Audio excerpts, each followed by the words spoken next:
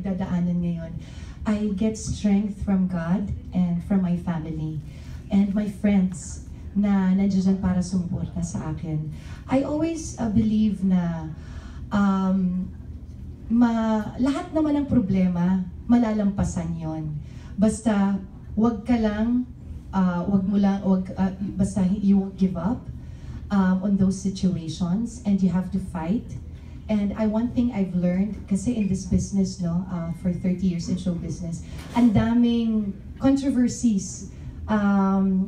In general, may mga intriga, totoo, there are things also that are concocted by other people just to get attention and just to say bad things to you. But one thing I've learned is to always believe and to prove to people na kung hindi ka naman ganong klaseng babae at yun pagkatao mo, yun din naman ang makikita ng mga tao.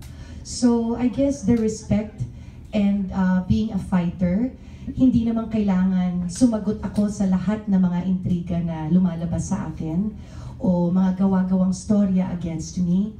Ang sa akin kasi is I always believe na kung silence is the best revenge, and I always go through the proper way.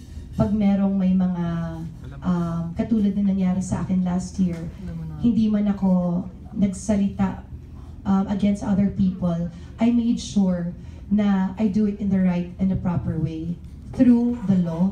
So I filed cases. So I guess ganun lang talaga ang naniniwala ako.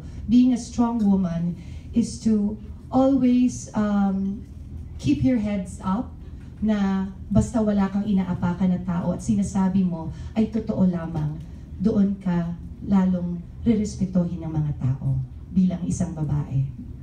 Point well taken.